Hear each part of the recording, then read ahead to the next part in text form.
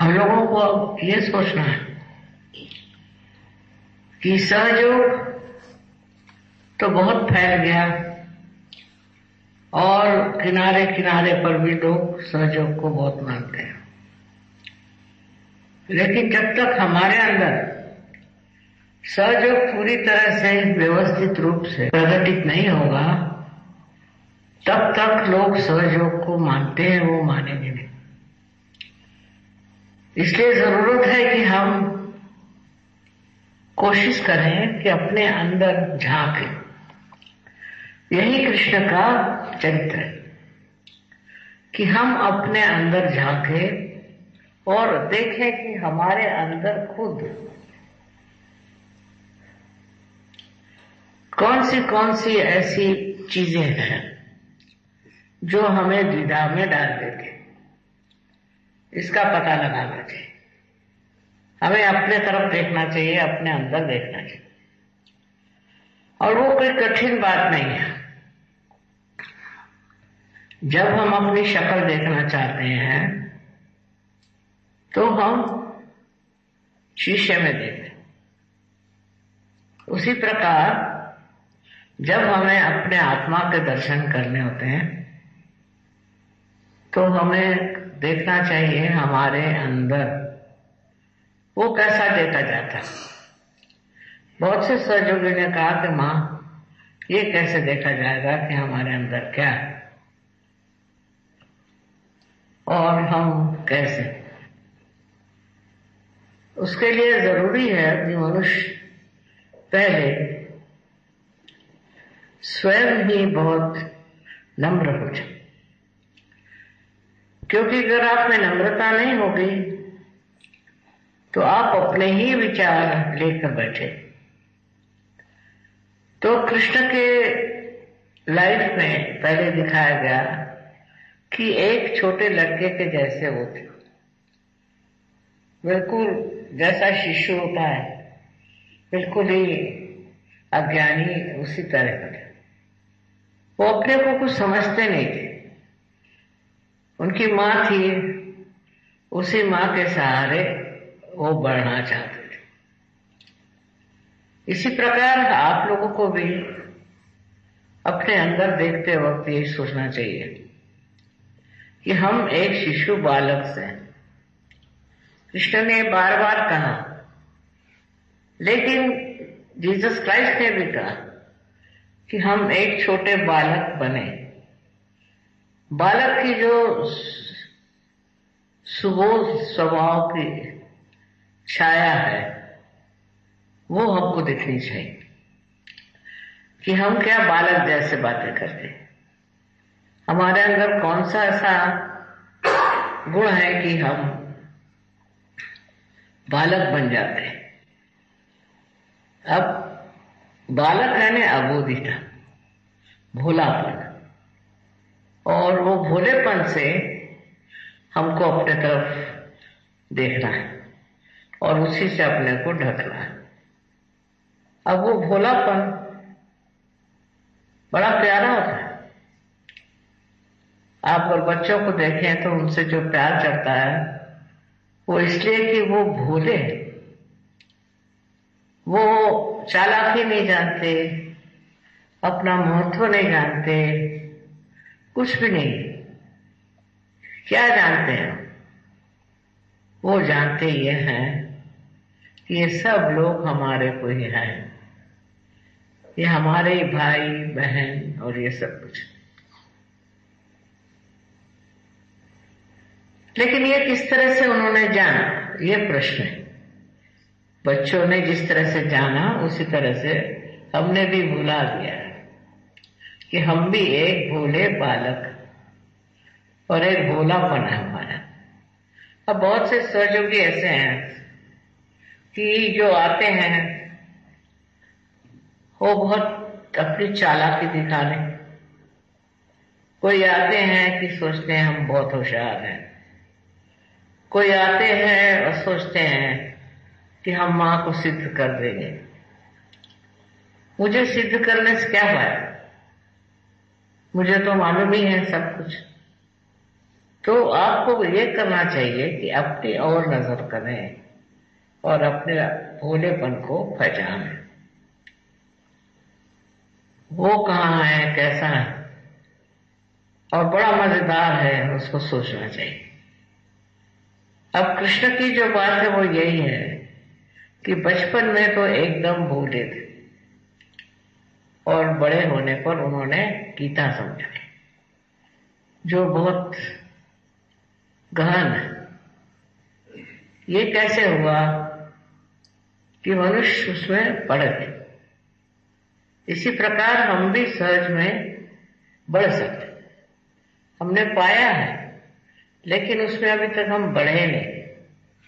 और बढ़ने के लिए हमें चाहिए कि जो अपने बारे में ख्यालात हैं उसको छोड़ दें। पहले तो बच्चे जैसा स्वभाव होना चाहिए। अब ऐसा किसी से कहें कि आप बच्चे जैसा स्वभाव बनाओ तो कठिन बात है। ऐसा तो नहीं कर सकते कि आप जो हैं वो छूट के आप बच्चे बन जाओ।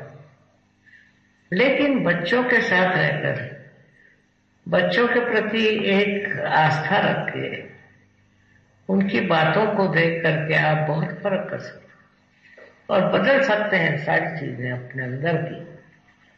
तो सबसे पहले तो जानना चाहिए कि हमारे अंदर जैसे जैसे हम बड़े होने लगे बहुत से दोष समा गए। उस दोषों को कैसे निकालना चाहिए, कैसे कैसे दोष हमारे अंदर आए, इसको अगर हम सोचे नहीं, उधर ध्यान दें, तो हम इसको ठीक कर सकते हैं। ध्यान ऐसे देना है कि जैसे हम किसी से जोर घृष्टता से बात कर रहे हैं या हम किसी को ताड़ना करना चाहते हैं, या हम सोचते रहते हैं कि दूसरे आदमी को हम कैसे ठीक करें। जब हमारा चित्त दूसरों पर जाता है तभी हम अपने से हट जाते हैं, क्योंकि हमें खुद ठीक होना। इसलिए दूसरों के बारे में सोचने से क्या फायदा। तो सबसे पहले हमें अपने बारे में ही दृष्टिपात करना चाहिए, देखना चाहिए। पर वो सब हो रहा है और वो बताया हमने, वो तो सहयोग में घटित भी हो रहा है, क्योंकि अंदर ही कुंडलिनी जागृत होती है और वो सब रास्तों में दिखा देती है। अब रही बात ये कि हम किस तरह से जो मलिनता है उसको ठीक कर सकते। पहली तो बात यह है कि दूसरों के दोष देखने की जो हमारी दृष्टि है उसको बदल दें, क्योंकि वही दोष हमारे अंदर भी है। तो दूसरों के दोष देखने से हमारे अंदर क्या दोष है ये देखने चाहिए। अगर ये देखना हमें आ जाए तो बहुत कुछ अपने आप ठीक हो जाएगा। कोई साधु संतों का क्या है कि वो अपने अंदर के ही दोष देखते हैं और अपने ही को सोचते हैं कि ये ऐसे क्यों हो गए, हम ऐसी कड़ी बात हम क्यों कहते हैं, ऐसी झूठी बात क्यों कहते हैं। तो ये अपने को देखने का एक प्रवाह है होता है। ज्यादातर हम उसको मानते नहीं और उस प्रवाह में बैठते नहीं, हम अपने को उससे अलग समझते हैं। पर ऐसी बात नहीं है। अगर हम समझ लें कि हमारे अंदर जो ये प्रवाह है जो हमें ऐसे रास्ते पर ले जाता है कि जहां हम अपने ही को नहीं पहचान सकते, तो फिर आदमी अंदर की तरफ मुड़ सकता है। अब कहने से कि तुम अंदर की तरफ जाओ, ध्यान करो, अपने अंदर की बहुत सी बातें निकालो, सब कहने को तो कह देंगे, लेकिन उससे नहीं होगा। इसीलिए ध्यान करना, प्रयत्नशील रहना चाहिए। और हमारे पास ऐसे साधन हैं, जैसे कृष्ण का ध्यान करना। कृष्ण के ध्यान से हमारे अंदर की सफाई हो जाती है। पर हम उल्टे हैं, तो कृष्ण के ध्यान में हम ये सोचते हैं कि हम दूसरों के दोष देखते हैं। जब हम कृष्ण का दोष देखते हैं तो हमें दिखाई देगा, पर हमें अपना दोष नहीं दिखाई देगा। ये हमारे साथ बहुत जाती है कि हम अपने दोष नहीं देख सकते, कृष्ण के दोष तक देख लेंगे। बहुत से लोग मैंने देखा है, किताबें लिखी उन्होंने कि कृष्ण ने क्या क्या दोष थे, क्या गलत काम किए, उनको कैसे रहना चाहिए। अपने बारे में वो नहीं जानते, लेकिन जब अपने बारे में भी सोचते हैं और जब देखा जाता है तो कभी भी ये दृष्टि नहीं होती कि भाई हमारे अंदर ये दोष है और ये चला जाना चाहिए। तो हम दूसरों के दोषों पे अटक जाते। यही हमको करना है कि अपने अंदर क्या दोष है उसे देखा जाए। कृष्ण से बढ़ के और मैं कोई योगी मानती नहीं हूं, क्योंकि उन्होंने ये रास्ता बताया कि तुम अपने अंदर की गलतियां देखो, अपने अंदर के दोष देखो। ये बहुत बड़ी बात है। उन्होंने सिर्फ कह दिया, करने वाले बहुत कम। ज्यादातर दूसरों के दोष देख लीजिए तो सबको याद है, सबको मालूम है। अपने दोष बहुत कम लोगों को समझ में आते हैं, इसीलिए वो ठीक नहीं होगा। अपने दोषों से परिचित होना चाहिए और हंसना चाहिए अपने ऊपर कि देखो हम क्या दोष कर रहे हैं, हमारे अंदर क्या दोष है। ये हमें सोचना चाहिए, बजाय इसके कि हम और लोगों के दोष दें। शांत व सदा रहते। तो होता क्या है कि चित्त हमारे ऊपर नहीं रहता, दूसरों के दोषों पर जाता है और उससे वो विचलित हो जाते हैं हम लोग और समझ नहीं पाते कि अरे ये तो हमारे ही दोष थे, हम क्यों दूसरों के दोष देख रहे थे। उससे क्या उनके दोष हो सके, हमारे दोष ठीक हो जाएंगे? बिल्कुल नहीं हो सकते। धीरे धीरे ये बात समझ में जब आ जाएगी तो मनुष्य जो है वो दूसरों के दोषों पे लक्षित नहीं हो, अपने ही दोषों को देख करके हैरान होगा कि हमने कितने सारे ये राक्षस पाल रखे अपने अंदर, हमारे मन के अंदर, और कितनी गंदी गंदी बातें हम सोचते रहे। जब ये सफाई होना शुरू होती है तो मनुष्य एक तरह से विशेष रूप धारण करता है, और वो रूप ये है कि उसके अंदर शक्तियां आ जाती और उस शक्ति से वो अनेक कार्य कर सकता। इसलिए नहीं कि उसका अहंकार बढ़े, पर इसलिए कि उससे सफाई हो गई। अगर उससे अगर सफाई हो गई तो अपने सफाई का तो काम है।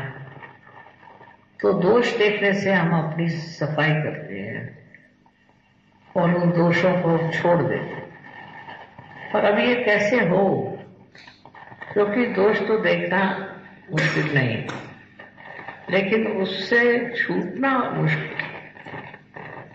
इसलिए उसका देखना जो है सूक्ष्म होना चाहिए और बारीक होना चाहिए और उस तरफ नजर जानी चाहिए। उससे बहुत कुछ सफाई हो सकती है। आज का जो पर्व है, इसमें श्री कृष्ण का जो संदेश है वो ये है कि आप अपने अंदर झांको और देखो। ये श्री कृष्ण ने कहा है, पर वो करना लोगों को मुश्किल लगता है। वो होता नहीं, घटित नहीं होता। उसकी क्या वजह है? क्यों हम अपने को नहीं देख पाते? बीच में पर्दा क्या? पर्दा यही सब अहंकार आदि जो दुर्गुण हैं वो खड़े हो जाते और उन दोषों को हम देख नहीं पाते जिनको देखना चाहिए। ये बहुत जरूरी चीज है। आपने आज की पूजा रखी, मैं बहुत बड़ी खुश हो गई कि कृष्ण की पूजा हो जाएगी। तो अंदर से बहुत से लोग साफ हो जाए, क्योंकि ये कृष्ण का कार्य है, ये कृष्ण का कार्य है, वो खुद ही इसे करेंगे। पर आप उधर रुचि दिखाए, उधर झुकाव दिखाइए कि आप चाहते हैं कि आपकी पूरी तरह से सफाई हो जाए। आप जानते नहीं हैं कि कितना गहन ये तो हमारे यहाँ का प्रश्न है। इस प्रश्न को ठीक करने के लिए बड़ी मेहनत करनी पड़ी। लोग पहले कसरत करते थे, गुरु के आदेश सुनते, बहुत कुछ करते थे बेचारे, पर गहनता नहीं आती थी। अब आप तो सहयोगी हैं, आपके लिए मुश्किल नहीं। तो मैं यही कहूंगी कि आप अपने अंदर झांकना सीखिए, बड़ा मजा आएगा। अभी तक तो ठीक थे, और अभी पता नहीं क्यों इस तरह से करने लग गए। आप अपने तरफ नजर करिए, ये कैसा चलता है मामला, तो बड़ा मजा आएगा आपको अपना ही। आप देखकर हंसेंगे और कहेंगे अरे वाह क्या कहने।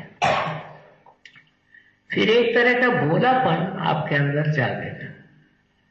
यही कृष्ण की बाल लीला है। जब इस भोलेपन से आप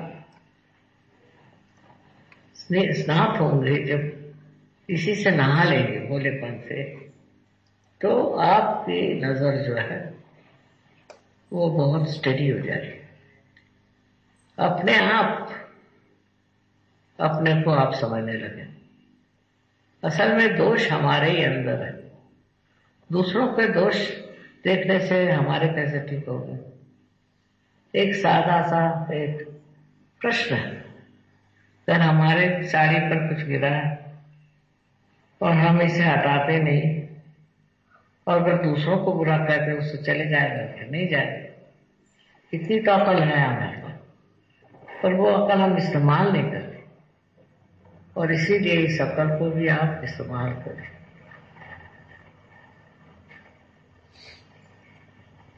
किसी को समझ में बात नहीं आई हो तो आप प्रश्न पूछ सकते हैं। मराठी का विचार आता है।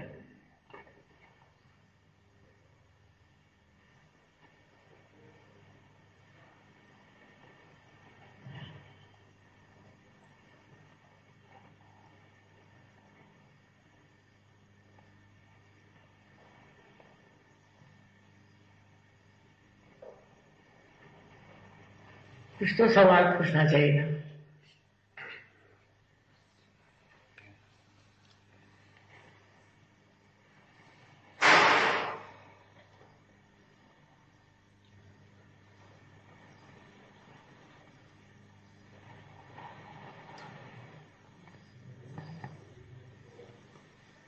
चित्त अंदर जा रहा है। अब देखिए अपना चित्त जा रहा है अंदर, हम धकेल रहे हैं, पर अब अपने आप को आ जाए। चित्त को आदत हो जाएगी कि वो अपने आप अंदर जाएगा।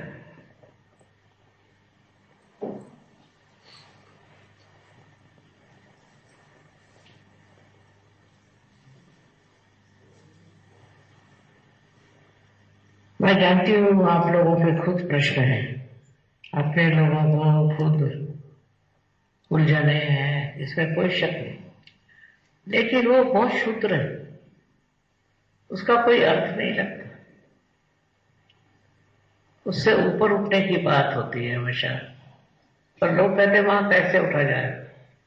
ध्यान से। ध्यान में क्या, आप अपने ही ऊपर ध्यान करना, अपने ही को देखना है कि आपका दिमाग कहाँ चल रहा है, आप कहाँ घूम रहे हैं। धीरे धीरे आपकी सफाई हो जाएगी। आज का दिन वैसे बड़ा महत्वपूर्ण है कि कृष्ण का अवतार जो है, इसने बहुत हमारी सफाई की है और बड़ी मदद कर दी है।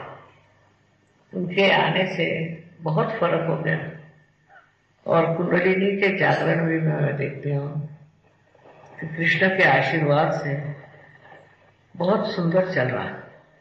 आप लोग जरा अपनी तरफ ध्यान दें। एक तो अपने से नाराज नहीं होना, और दूसरों से नाराज नहीं हो।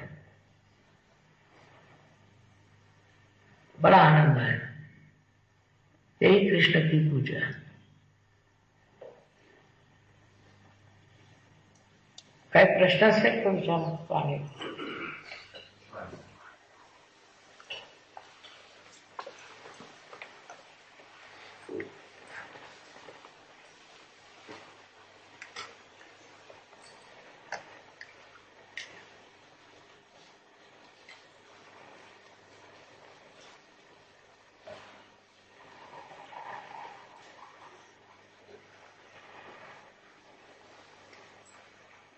विचारायला पाहिजे प्रश्न.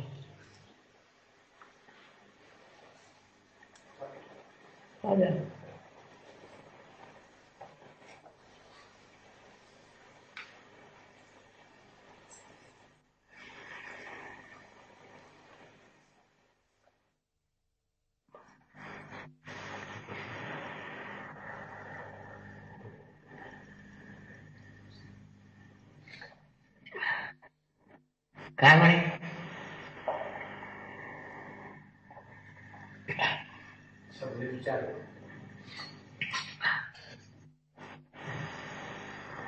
आहे का प्रश्न काही?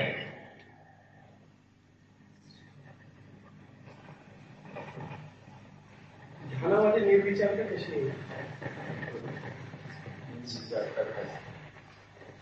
पुढे या. ध्यान करताना निर्विचारता कशी आहे? ध्यानामध्ये निर्विचारता कशी आहे? ध्यानामध्ये निर्विचारता कशी येईल?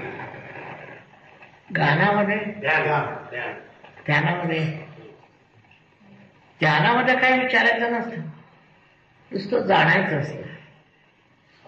विचारायचं नाही, जाण्यामध्ये जाणलं पाहिजे. आता हे तुमचंच आहे तारतम्य की तुम्ही काही जाणलं की नाही. तुम्ही ध्यानात होते, त्यात काय जाणलं? तर सर्वात प्रथम तुम्हाला तुमचे दोष दिसले. हे तुमचं चुकलं होतं, हे तुमचं बरोबर नव्हतं, हे त्यात गडबड होती. स्वतःच दिसलं म्हणजे ते खरं आहे. समजा आपण आरशात बघायचं तर त्याच्यामध्ये आपला फोटो दिसला पाहिजे ना. दुसऱ्यांचा बघून काय फायदा? आमचं काय आहे की आम्ही दुसऱ्यांचाच फोटो बघतो, तर दोष कसे दिसणार?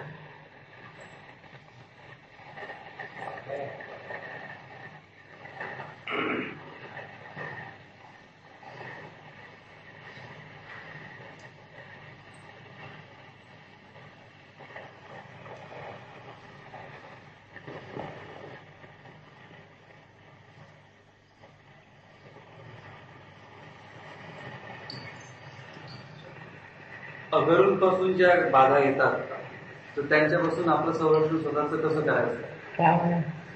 अगरूंपासून आपल्याला अगरूंच्या ज्या बाधा येतात त्याच्यापासून आपलं संरक्षण कसं करायचं? पहिल्यांदा तुम्ही गेले कसे हा प्रश्न विचारा. अगुरूकडे कोणत्या गोष्टींनी अट्रॅक्ट झाले, कसे गेले, हा स्वतःलाच प्रश्न करायचा.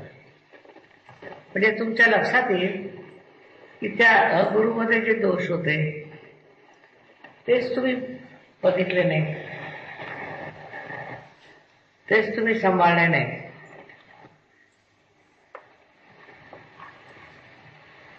अगुरूंवर मी एक लेक्चर दिलेलं आहे, त्याच्यात मी सांगितलेलं आहे की हे लोक काय काय प्रकार करतात आणि कशाने लोकांना भुरळ घालतात. इसका मतलब ये है कि इनका ये धंधा, आप लोगों को फंसाने का ये धंधा है. तरह तरह के धंधे होते हैं. उसमें से एक गुरु का भी है धंधा कि हम आपको फंसा लेते हैं और आप फंस जाते हैं. तो इसको सोच लेना चाहिए कि हम कौन से इसमें फंसे हैं, कौन से चक्कर में आ गए, ये सोच लेना चाहिए. अगुरूच्या बाधा आपणच आपल्या डोक्यात घातल्या. और तुम्हाला माहित असेल एखादी बाधा तर सांगा, मग मी सांगते ना.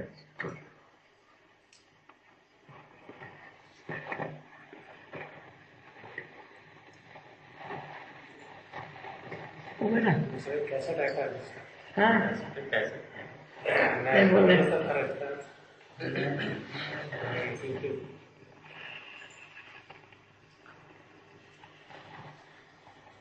एखादी माहित असेल तर सांगा. गुरुच्या बाधा काय करतात? पहले तो वो आपकी जेब देखते हैं, है ना. जैसे उन्होंने आपकी जेब देखना शुरू करी तो आपको समझना चाहिए कि चक्कर कुछ और है. पर ये तो बहुत मोटी बात है. सरल बात यह है कि आपको देते क्या. बहुत से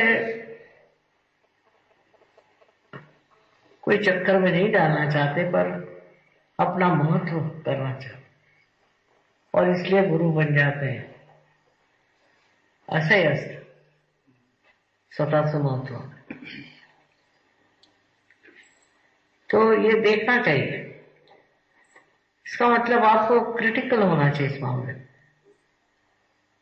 तो उससे छूट जाएगा.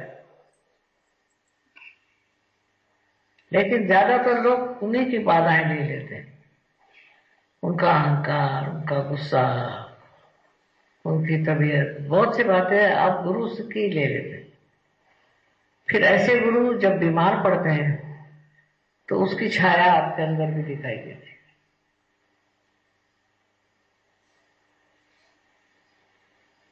इसलिए पहले अपना ही विश्लेषण करना चाहिए, अपने को ही देखना चाहिए कि मैंने इस गुरु से क्या लिया.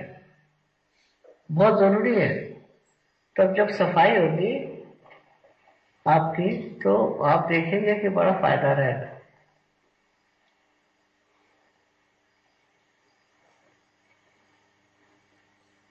आप गुरु के पास गए क्यों? क्योंकि आप वो करना चाहते थे, अपना उत्थान. आप गुरु के पास गए कि आप जाने क्या है, लेकिन वो उल्टे आप ही फंस गए. तो इस गुरु को, ऐसे जो गुरु है, उनसे बचने के लिए क्या करना चाहिए आप खुद ही समझ सकते हैं. कैसे दूर रहना चाहिए. मैं बहुत सारे ऐसे गुरुओं के पास गई देखने के लिए कि ये करते क्या है, किस चीज से लुभाते हैं लोगों को, किस चीज में फंसाते हैं. तो मैंने देखा कि पहले तो ये लोग आप ही की कमजोरियां देखते हैं कि आप में क्या कमजोरी है, और ये नहीं होगा तो आपके अंदर कोई बाधा डाल देंगे. अब बाधा हर तरह की होती है. अब इस बाधा में देखना चाहिए कि आपके अंदर कौन सी बाधा इन्होंने डाली है कि आप बाहर नहीं निकल सकते. तो सबसे बड़ी तो बाधाएं डालते हैं भय, कि आप अगर हमें छोड़ोगे तो तुम्हारा ये होगा, आप छोड़ने से वो होगा.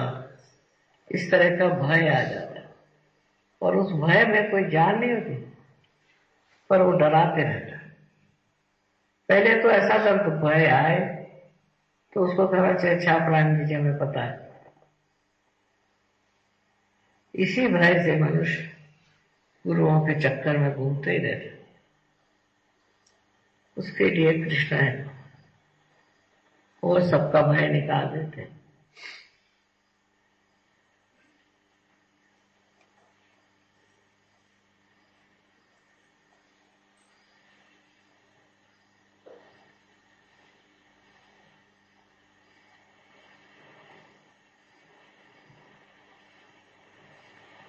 लगा तो प्रश्न नाही. सगळे निर्विचार मध्ये, काय सगळे निर्विचार मध्ये बसले. बरं.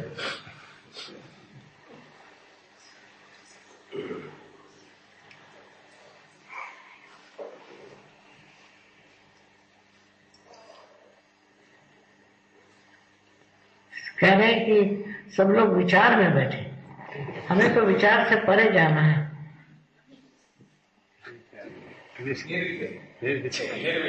निर्विचार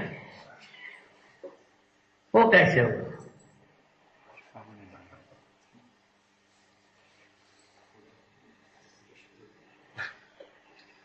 क्या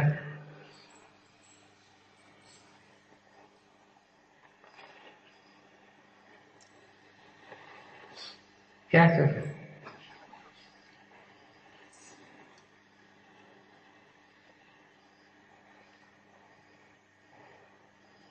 इतनी अच्छी पूजा बनाई है आपने कि मैं भी देखते ही रह जाती हूँ। यही बात, तुम्हारा बरोबर पता था काय कळलं का काय बोलते मी? सुरुवातीला जरा बरं नव्हतं. पुढच्या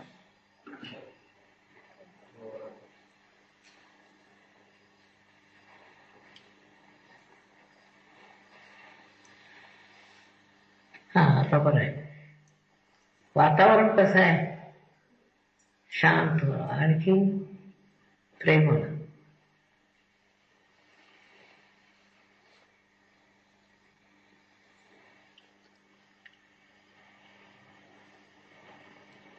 शांत,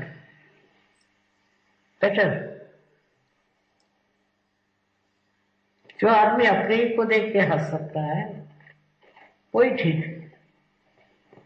दूसरों को देख के हंसता है तो उसका मतलब उसकी दृष्टि दूसरी तरफ है.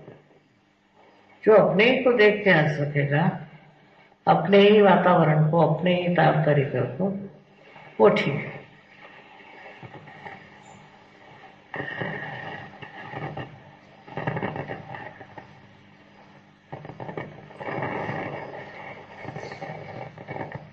बेटा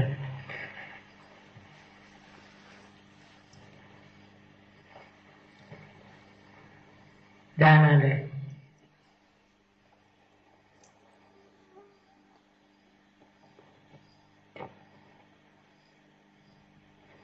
अनंत आले.